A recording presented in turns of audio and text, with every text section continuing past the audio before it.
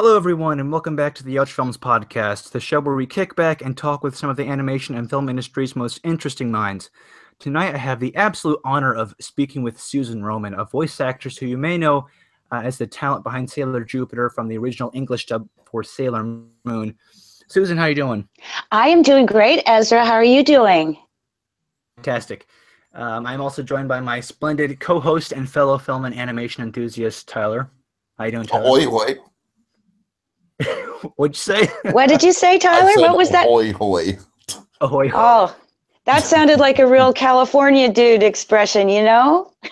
No, ahoy, hoy is, there were two, this is like obscure trivia here. There was like two, when they invented the telephone, it was between hello and ahoy, hoy for like what they, what you would say when the telephone rang. And so I always say ahoy, hoy. Really? I never knew that. Hello. Oh, ahoy, hoy. That's Ahoy. amazing. That's Well, I get it from amazing. Mr. Burns on The Simpsons. Mr. Burns on The Simpsons always answers his phone with ahoy, hoy. I love it. I love it. All right, Oh, the anyways. things you learn. I'm sorry, I didn't mean to go off on a tangent there. Oh, no, it's fine. It's fine. No, it's wonderful. I love it. All right.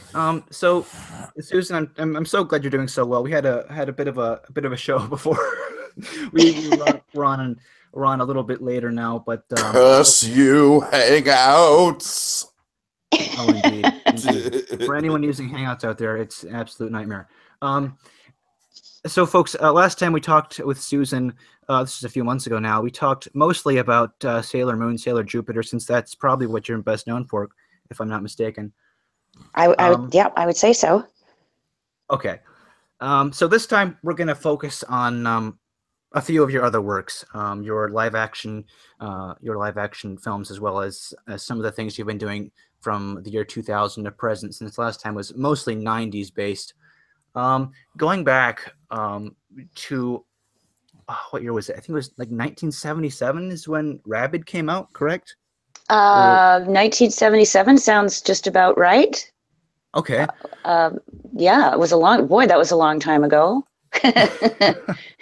Yes, it was a long time ago. You know what, though? That was, I did that film the first year I got out of theater school. Exciting. I mean, I graduated from theater school in, May, and I did a play that summer, which was fantastic. It was my first professional play. And then I auditioned for Rabid, and we shot that, I guess, in the fall, late fall or something like that, or early fall. And, so it was released the following year. So that was a very, very exciting thing for me, because not only had I done my first professional play as a full-fledged graduate actor, this was my first film. And in Canada, he's still a very, very well-known director. And then he was a very well-known director. Of course, not as well-known as he is now, as David Cronenberg directed Rabid.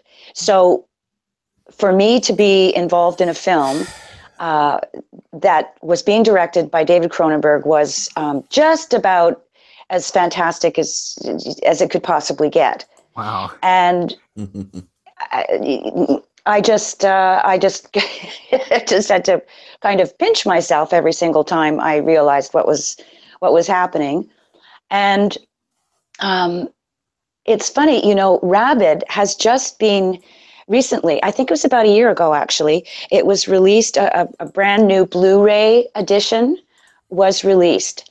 And it included some new interviews. And one of the interviews actually was with me. And they contacted me and said, we're going to be doing a new Blu-ray release of this film, which has got a kind of a cult following. And would you care to, be interviewed? So it was an on-camera interview here in Toronto, down by the lake. It was wonderful. And I thought they were going to include about, 5 or 6 minutes of me blabbing away. And it's about a 33-minute interview. Wow. So it's funny. This is all very, very fresh in my mind, because they were very interested in knowing what it was like to work with Marilyn Chambers, who was the star of the film. And now you guys are probably too young to remember that in the day, Marilyn Chambers, before she did Rabid, was actually a porn film star. Very, very well known. I still haven't seen any of her films. And I didn't know very much about her. But this was her first time acting in a kind of a legitimate medium. Legitimate, that sounds horrible. Mainstream, just say, mainstream America medium. And she was terrific. She was absolutely fantastic. And she just seemed so normal and so, focused and concentrated and not kind of, trading on her looks or her reputation. She's, unfortunately, Marilyn Chambers is no longer with us. She passed away, but she wasn't trading on her beauty or throwing any sort of weight around. She was just very focused and very, very committed to the project. And she did a fantastic job. She was terrific. So I played, believe it or not, her best friend. Well, I mean, this is hysterical. I mean, every guy I knew in the whole world said, "You're working with Marilyn Chambers? You?" So, me. And unfortunately, because now I look at the film and boy, that film holds up. As old as it is, it holds up brilliantly. As I say, it's got quite a cult following. So when I went in for the audition, back in the 70s, you had these big, ridiculous glasses that you look like a matron from Boca Raton, like these huge, it was just ridiculous. And I had these pink, gigantic, you couldn't even see my face. And I wore them to the audition and then took them off instantly. But somebody saw that I was wearing them and they said, so when they cast me, they said, "Don't forget to bring those glasses. You got it. We want you to wear them in the film." So I said, they were mine. And they were so ugly. I mean, they were the kind of things that you would say to yourself, I can't believe I bought these. I actually bought these. So, when you look at it, oh God. So it just, it was a moment.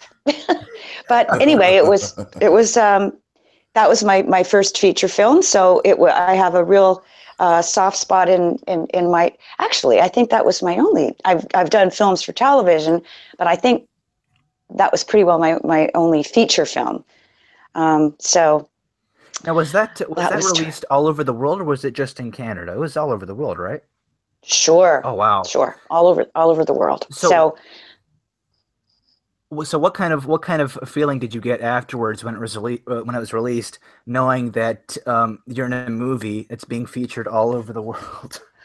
That must be quite the emotion. Yeah, it was, and I remember that we all went to see the premiere in Toronto, and that was pretty exciting. And I had no idea how horrific. I mean, I knew it was a horror film, but I wasn't really involved in the horror part of it, except at the end, because she kills me at the end too. So so I'm on the floor of the hallway in the apartment, kind of quite dead. But I didn't really have any horror scenes. All of my scenes were with her in my apartment because she was staying with me. So it was. I said, "Wow, this is really horrifying, this film," but which is what it's supposed to be. That's the kind of movie we were making this whole time. Yeah, is that what I was involved in? Wow. So that was really that was a good experience. But it's funny. I don't want to sort of like jump the queue here, but I'm just looking right around that time. There's a link here. So the producer of Rabid was a gentleman named Dan Goldberg, who also produced Meatballs and wrote Meatballs and Stripes. Meatballs was a very, very well-known film here in Canada. So Okay. it did really, really well. Oh, yeah. And I think it did well everywhere. I think, everybody's kind of heard of Meatballs of that generation. So he, in turn, began working on an animated feature film called Heavy Metal. All right. And he was writing that film with his partner, Len Bloom.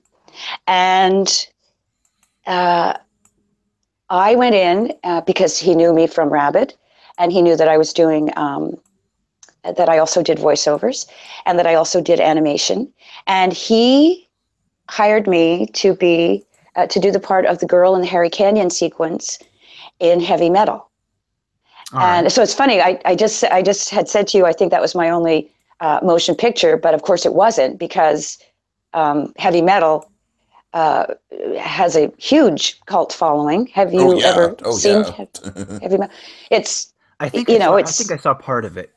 I don't think I did. I definitely didn't see the whole thing. I know I saw at least the first quarter of it. I saw it with my dad when I was a teenager, like a long time ago, like, with your dad. yeah, like, but Ah. like he was a single dad at the time. We were watching late night television, so Oh, oh my gosh, that's terrific, because it's really out there. I mean, you want to talk about groundbreaking. of course, Wow. I think the exposure that my generation gets to it is the South Park episode that kind of parodies it.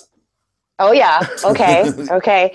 Well, the thing about Heavy Metal is that the music is just incomparable. I mean, it's just, if it's going back in time, but again, the music really, really holds up. And I've spoken with people who there was a certain sort of a generational thing that went along with watching Heavy Metal. It involved recreational things. So there was a kind of an unwritten language My about dad may that or may film. not have been involved in said recreational things. That's kind of what I'm thinking, because for what I've heard, I mean, it just the two things go hand in hand. And the thing is, so I played the girl in the Harry Canyon sequence is unbelievably sexy and sensual, and there's nudity and the whole nine yards. I mean, she's quite the character. And so very often, I'll be talking with some Sailor Moon folks, or I'll be at a convention, and someone will look down, because I have a few little images from the film, and they'll look down and they'll say, "You played the girl in the Harry Cat? That was you?" And you can see these you can see these men are thinking, "Really? Oh, there's just no truth in advertising anymore. Holy cow! This woman is." And I say, "Well, it was quite a long time ago. I didn't look quite as good as her then, but pretty damn close. How's about that?" So anyway, it was that was one of the. I loved doing that, because she was so overtly sexy. It was really Marilyn Monroe-esque, and that's just so much fun to play. So and the whole movie's just a head trip, and it's just like a whole yeah. over the top exaggeration of that kind of stuff. Exactly. So you really got to play into that. Exactly. And there are all these different sequences that are kind of linked, with this little green glowing orb that's found. Right. Right. So they're loosely linked, but they all stand on their own. So that the Harry Canyon sequence, which is the second sequence in the film, is the one that's kind of the most realistic, and then it sort of goes off into all sorts of crazy land afterwards. But exactly the same time that was happening, I was cast in another feature film. So this is the interesting thing. Heavy Metal was one of the first adult animated films out there. And then at the same time, in Toronto, they began work on a project called Rock and Roll. Oh, okay. And that was like they were sort of vying. Each one was trying to be the first adult animated feature film. Now And remind I me, was Susan, was Fritz the Cat out at the time? Oh, yeah, right. I don't know. That's a very good point. But Fritz the Cat, I I'm mean, not trying to how, like downplay your thing. I'm just kind of like, trying to like put it into but the how time adult, frame. okay, how adult, because they wanted to go like really adult, and especially heavy metal. I mean, the themes are, Right. I mean, Fritz the Cat got an X rating back in the day. It might be considered an R nowadays. I'm not sure. mhm, exactly. But yeah, so I'd have to do some research on that. But the Right, whole right. idea, was that certainly I had never, when I went in, I said, it's an animated film. So I thought I would be doing, yumby dumpy dumpy dumpy dumpy. Now we walk down the street. And instead, it's the farthest thing from that, So I said, wow, this is amazing. So in Rock and Rule, they had done a major casting for the voice of Deborah Harry, who played the lead, sang all the songs in the film, and she wrote the songs, and she sang them. And they needed an actress whose speaking voice would sound like hers if she were to speak. Mm-hmm. So they had a huge casting in Toronto, and they couldn't quite get that thing going. And I was doing another project, and I just began speaking, just saying, okay, so you want me to do this, and then I'll do this, and then during a session, and then I'll in another, done another cartoon for kids. And the casting director was in the room, and she said, could you just keep speaking? So I just kept in your normal voice. So I just kept speaking and talking. And she said, I'd really like it if you could come in and read for something. We're doing a feature film. We're trying to find someone whose talking voice sounds like Deborah Harry. I said, sure. So I went in and I read, and I got that part. So I was doing them simultaneously or concurrently. They both took a little while to get released. And then Rock and Rule has, I think within the last 2 years, has been released, or maybe 3 years, on Blu-ray. But I know that they had a big sort of retrospective, remixed, remastered DVD or Blu-ray released within, say, the last 3 or 4 years, because there was a big party. Mm-hmm. So it's really interesting to be involved in projects that are somewhat groundbreaking, both of them being Canadian, which is really interesting. And both of them, now there is a method to my madness. There's a point I'm trying to make here. And that is, they were both, as everything was in those days, original animation. Yeah. Oh, yeah, definitely. So I would go in and I would read my stuff and perform my little tushy off, and then the animators would get together and sit down, those incredibly patient, talented people, and work and work and work and work. And finally, I got to see the finished product, and I realized that there was a collaboration.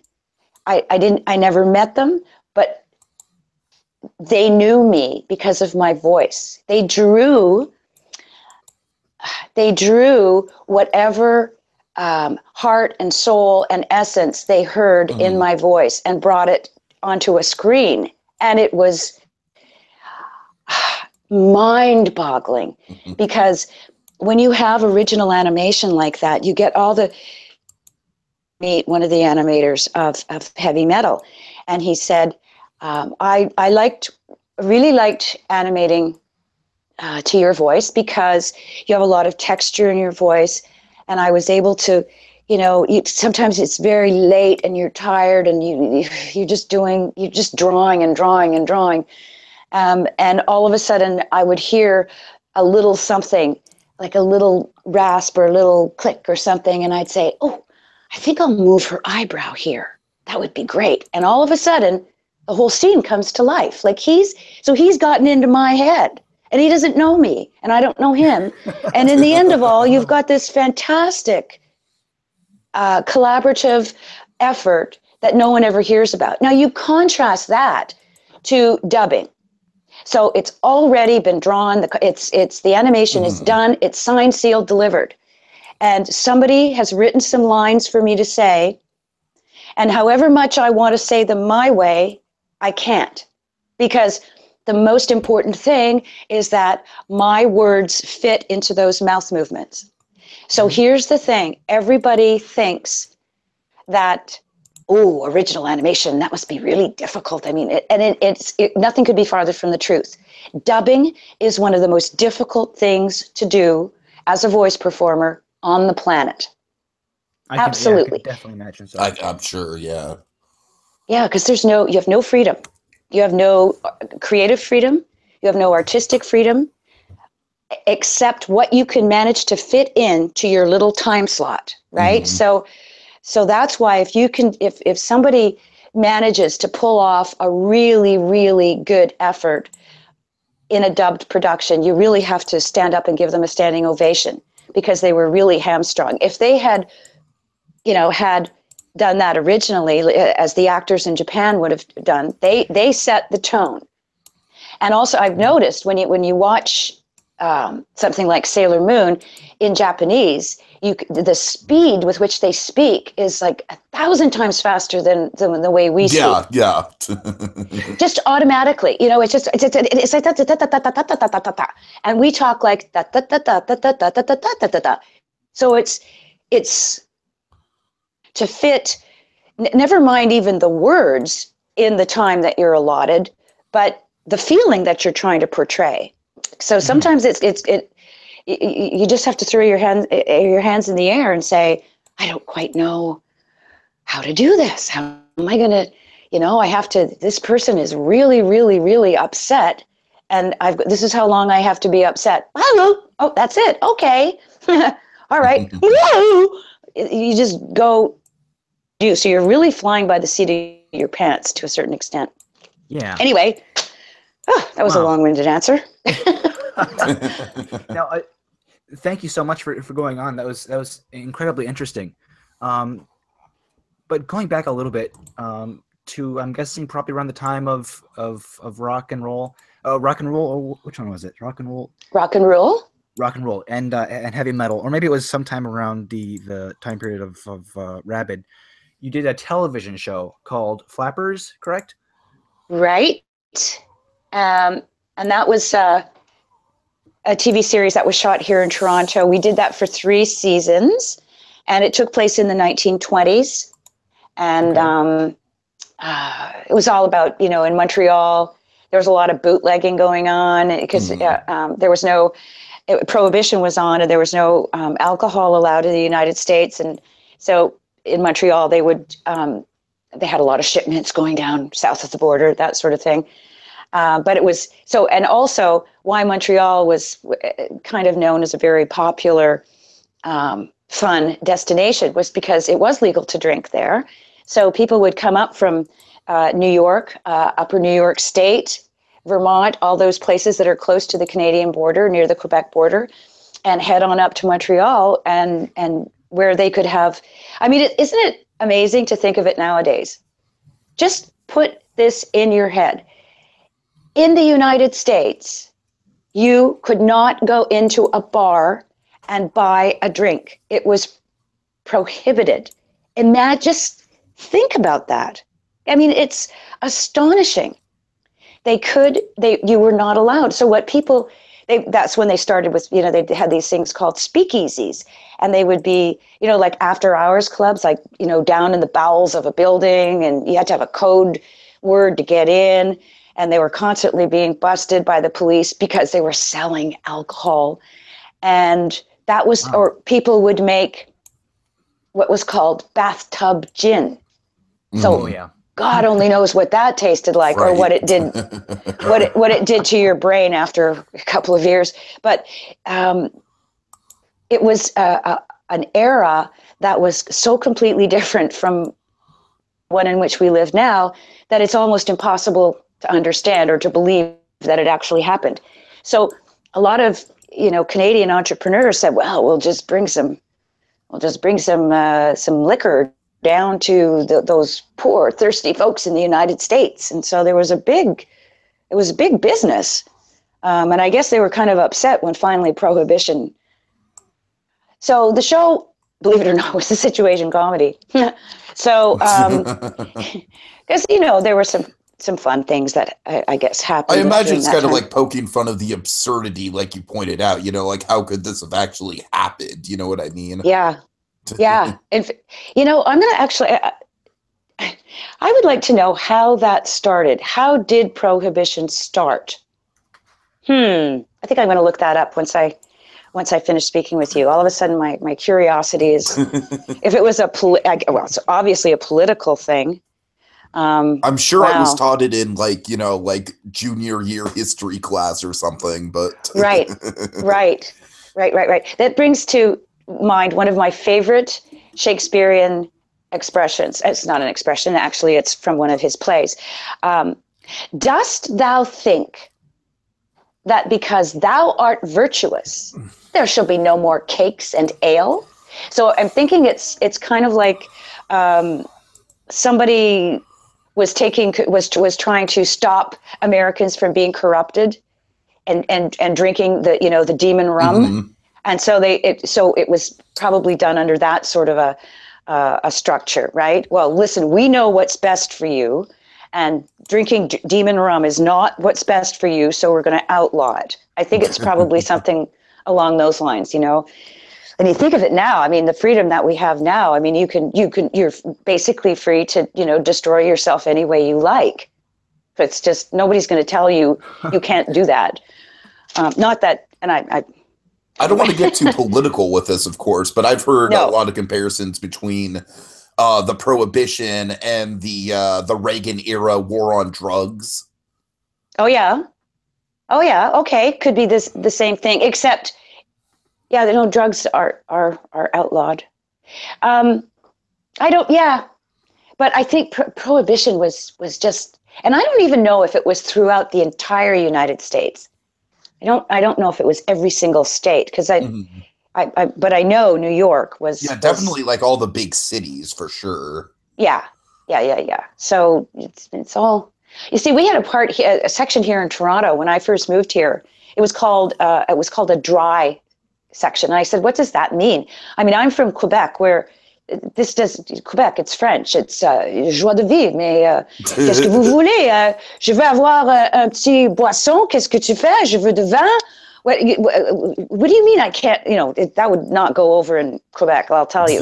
So I moved to Toronto, and they say that this area, I think it was Leaside, is dry. I said, what does that mean? It's dry. And they said, it's dry. You can't. It's just a section of the city. It's not a big section, but there were no liquor stores in that section. And if you went to a restaurant and you wanted to have a drink before dinner, or you wanted to have a wine with dinner, so I said, and those restaurants stay in business? Who ever heard of such a thing? But they did for years and years and years. So anyway, back to animation. That's it. Wow. No more.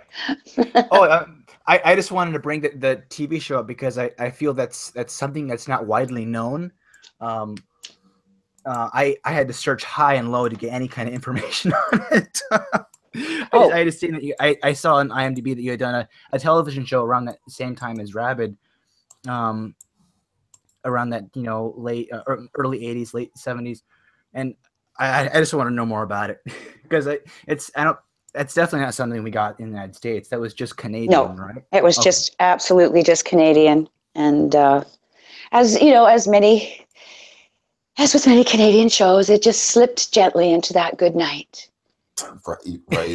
You know how it goes. Yeah. So, but it was fun. Well, there was what was I gonna say? Dang, I forgot. Okay. Well, we're gonna move on. Way forward to 1999, I think. You're still doing Sailor Moon around this time, but how did you? This is something that people have been asking me about since you first came on months ago. Is James from Thomas? Now, how did you get involved in Thomas and the Magic Railroad? That's something many people are interested in. That was just a straight audition. It was okay. Oh yeah, just went to the casting, read my thing, and then and as I recall, I think it took maybe 45 minutes. The session where we actually recorded it was 45 minutes, an hour, and that was it. So I was in and I was out, and I didn't know. I certainly had no idea about the length and width and breadth of that project, because it's hugely sentimentally popular to so many people. Mm-hmm. And of course, I knew nothing about it. All I knew was that Alec Baldwin was in it, and I wasn't going to get to see him.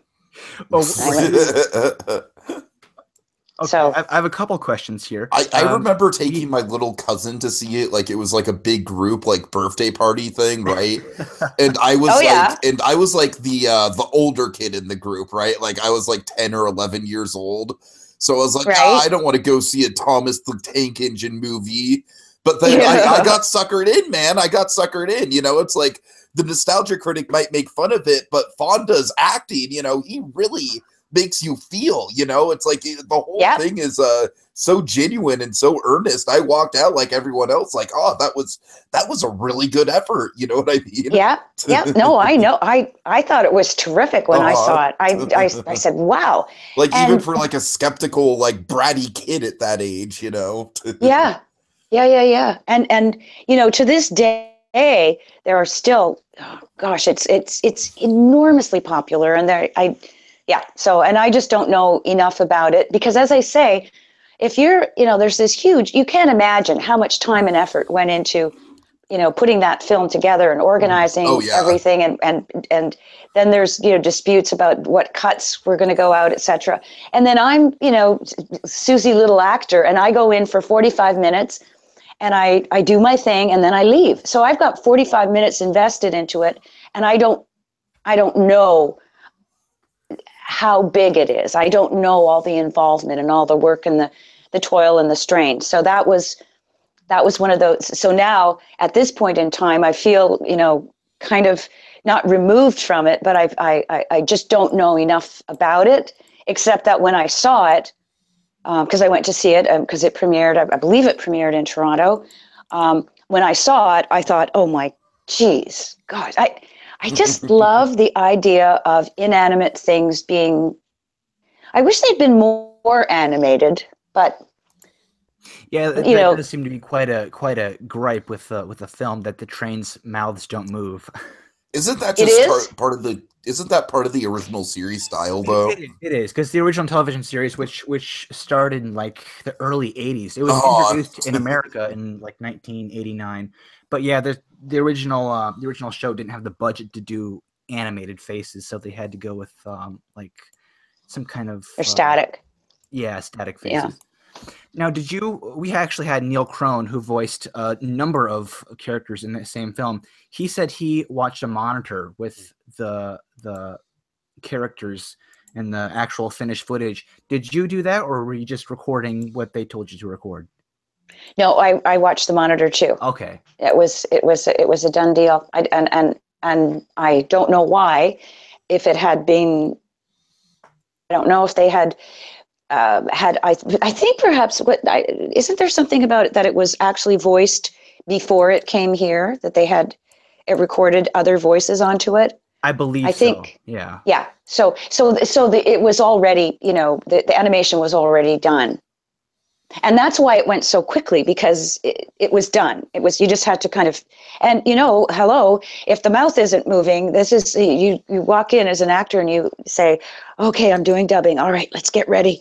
Eat my Wheaties, get ready, take some ginkgo, got to be really, really sharp here. And then they say, well, the mouth isn't moving. And you go, oh my God, the mouth isn't moving. And you're very, very happy.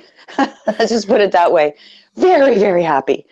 Because then it's just a time issue. It's not actually trying to match lip flaps. Yeah. Which is lip flaps are difficult. Oh, yeah. I'll tell you. So then what made you want to audition for James, or did you audition for all the characters and they just chose you for that character? They chose me for that character. I think I just went in and read. I don't recall, but there must have been one main script that we all read from, and then they decided which voices would work best for which engines. Okay. And you also, you know that, oh gosh, I've forgotten the name of the other engine. Percy. Percy. That was Linda Ballantyne. Yeah. Who was the third Sailor Moon. So, but we didn't, of course, work together. You always, when you're doing dubbing like that, it's always done single file because it would just get too complicated. Mm-hmm. So, and neither did I see Neil there. I knew that he was doing it. It's funny. It's people always think that that we're all sitting there holding hands in front of the microphone, and we all know each other and have a great old time. Right. And it's like ships in the night. Oh hi, how you doing? Goodbye. That's how it is. You rarely get to kind of hang around. You get to chat and talk with people way more during the audition because you're all sitting outside waiting for your turn. Yeah. And so that's when you catch up. But when you're working, you just don't see anyone. And it goes by so quick, like you said, like 45 minutes, right? So then it's just basically that short time frame, and then you're out. Yeah, that's it.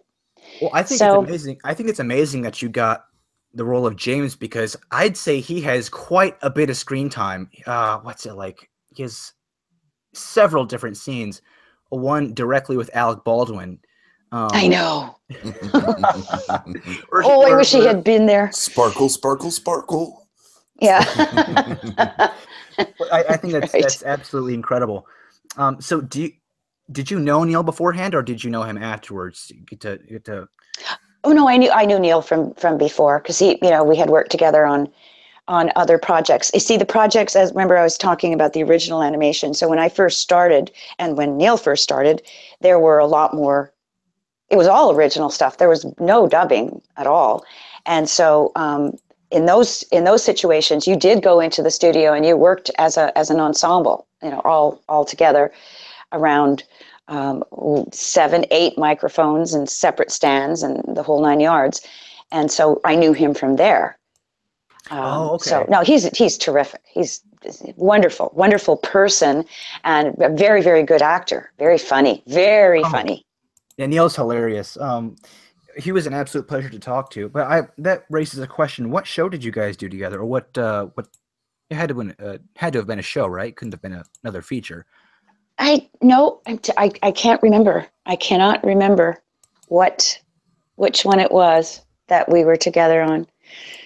Oh, in those days, there were so many of them. So you had usually like your own series that you were involved in, and then very often you would go and just do a one-off in other shows. So then you get to meet the people who are the series regulars in the other shows, and then when they come and they would do guest roles on your series, then you would get to meet more people. So it was all like that.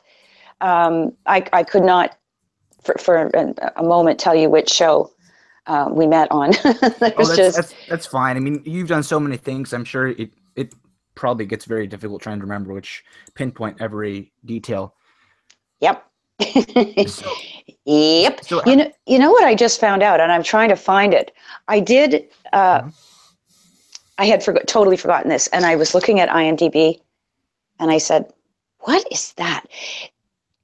It was one of the first video games that Ubisoft did. I mean, Ubisoft is like one of the biggest video game providers on the planet. And when they first started out, this is just so interesting to see where video games started and where they've ended up, which is, video games are like bigger than anything on earth at the moment. Definitely. And so it was a little video game called Laura's Magic Adventures, I think. Laura's Happy Adventure. Laura's Happy Adventures. I have Thank you, Tyler. So it was a cute little thing. Try to find, so I'm given a credit for it, and I just did some research I just Googled my life away for like 3 or 4 hours, and I discovered that there was a British version and then a Canadian version, and it was one of Ubisoft's first projects, and they spent a lot. I mean, obviously, they spent a lot of time and effort putting it together. And if you think so, here's the thing: everything that's on YouTube, every clip that's showing, is from the British version of the game. And I'm thinking, oh God, I just want to hear, just to see if it is me, if IMDb has it right. I vaguely remember doing, but again, it was original animation, so I didn't know what the animation looked like or anything.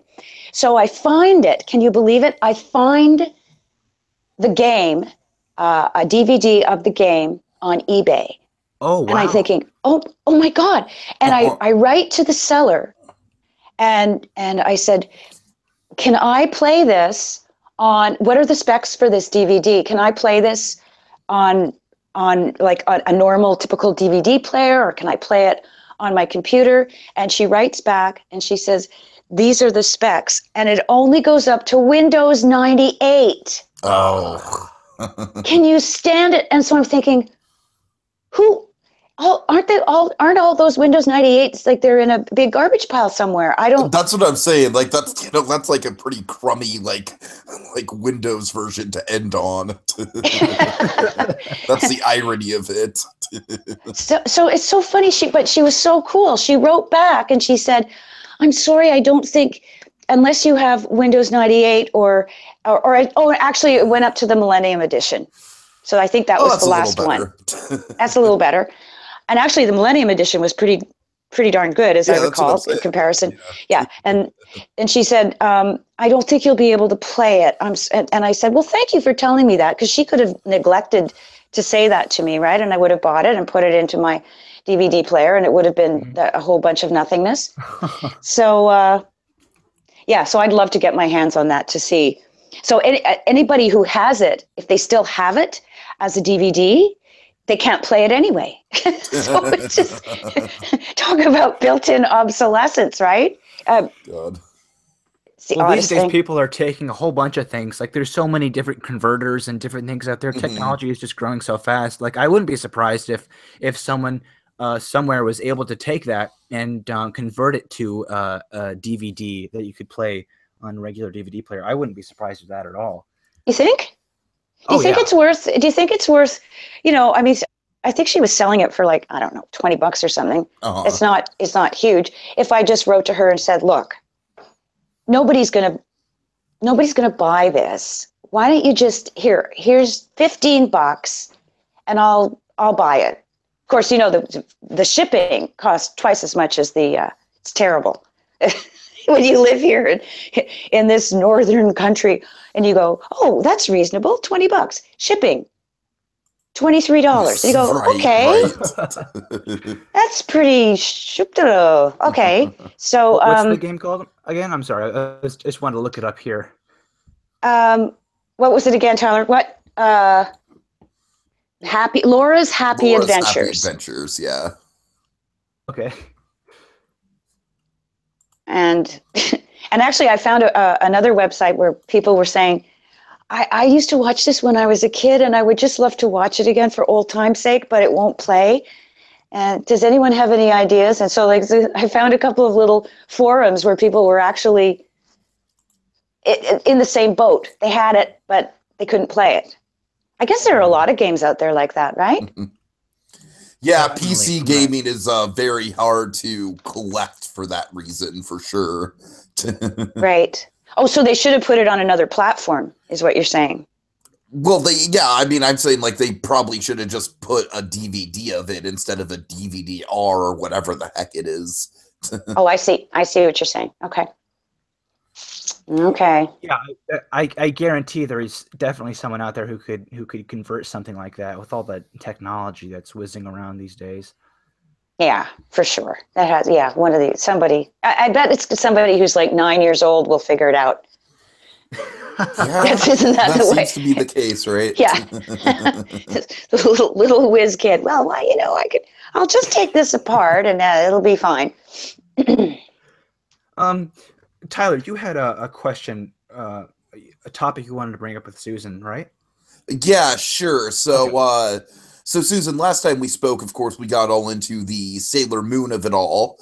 And Right? Sailor Moon was part of the big boom of anime coming to America, along with, like, I believe we talked about kind of like how all the little boys like Dragon Ball Z and all the little girls like Sailor Moon, that's kind of how it was.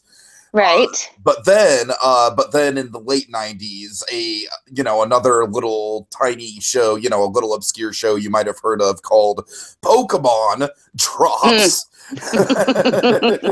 Oh, and yeah. and Pokemon essentially just changes the landscape of Western anime forever. Right. And just all these Pokemon clones start coming out, like Yu-Gi-Oh! And stuff like that.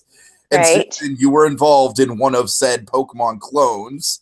I Just, was? just by definition, I think Beyblade is kind of a Oh, Beyblade's Pokemon Pokemon, for clone. sure.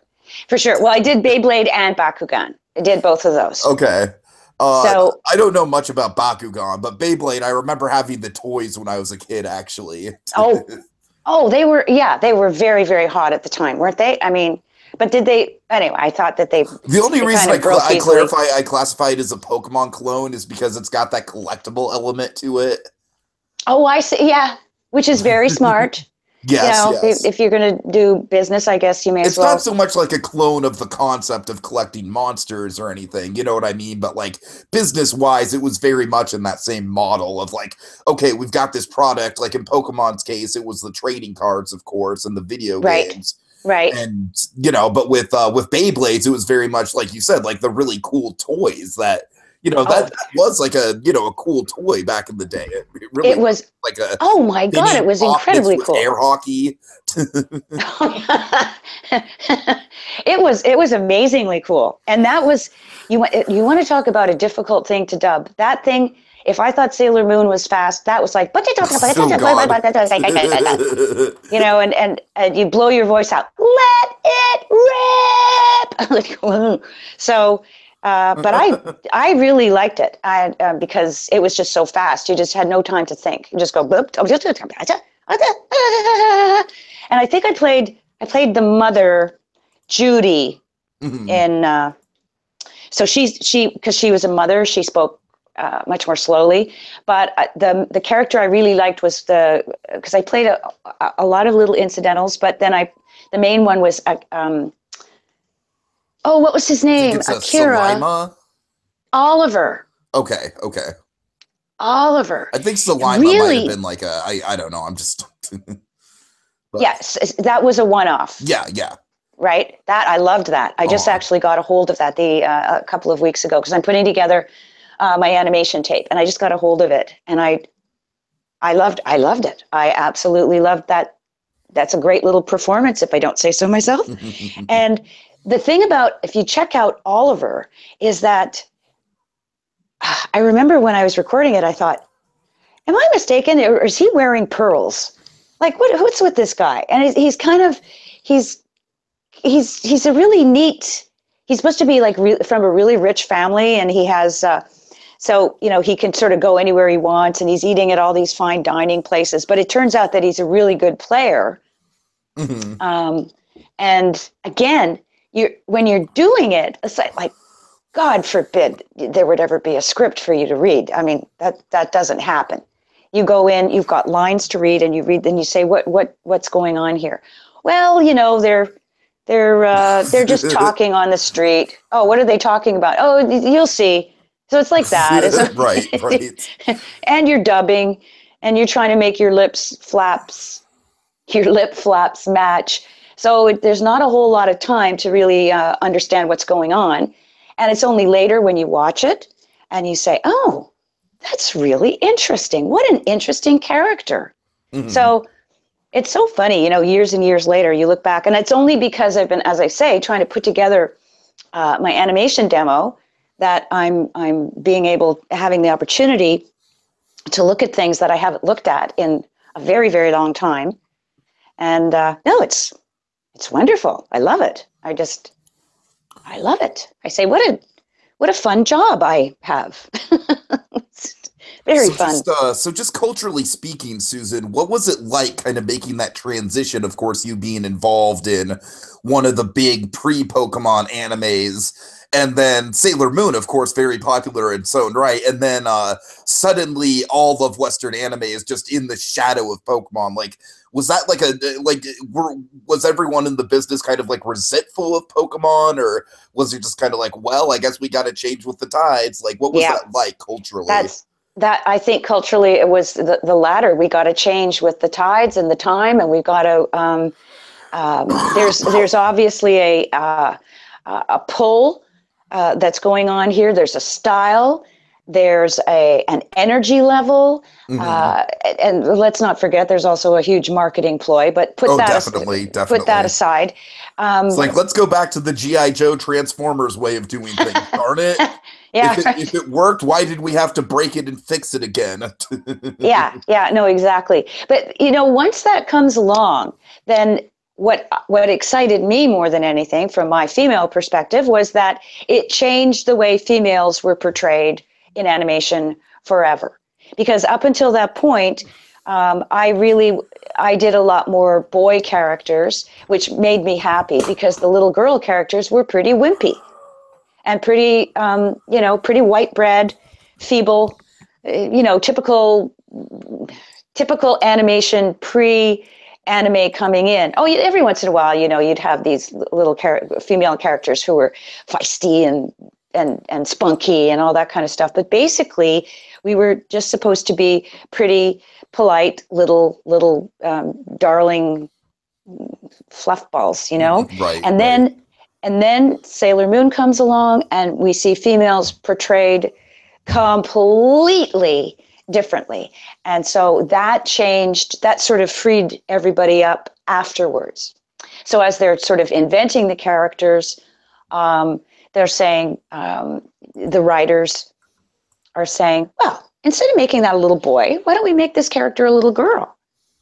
And we couldn't have done that, let's say 5 or 10 years ago, because people wouldn't have bought it. But now they'll buy it because, guess what? Girls can have all the attributes that boys have. So to me, that's what I'll be forever grateful for, that it kind of changed the landscape and it opened it up to something that was perhaps a little bit more realistic. Because it sort of echoed what was going on in the culture vis-a-vis the way girls and boys were expected to behave, So that, to me, that means a lot to me. Nice. Because I remember when it was pretty gruesome, just always feeling Let's like you had just to. say the 80s are not very well known for their standout female characters in animation. No, they certainly weren't.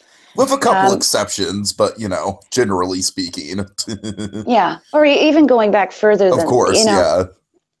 Yeah, although one of the, and I've never seen it enough, Rusty and Bullwinkle was one of the characters, and I can't even remember which one it was because I never saw it, was voiced by a woman.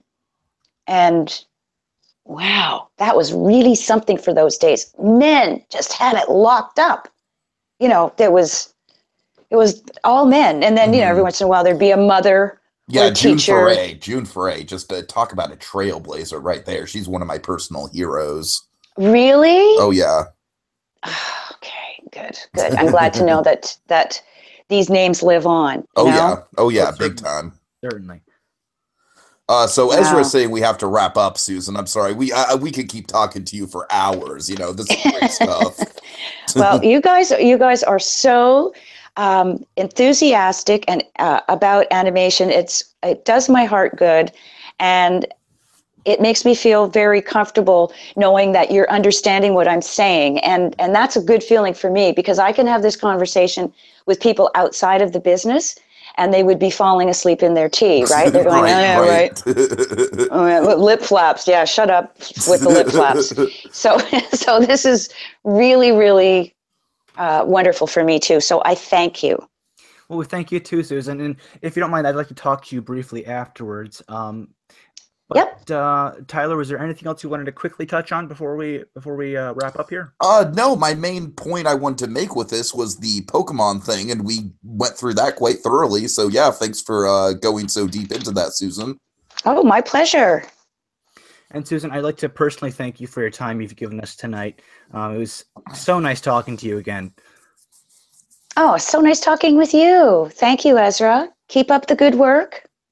Thank you. And then, Tyler, thank you for your time and contribution, of course. Yeah, anytime, bud.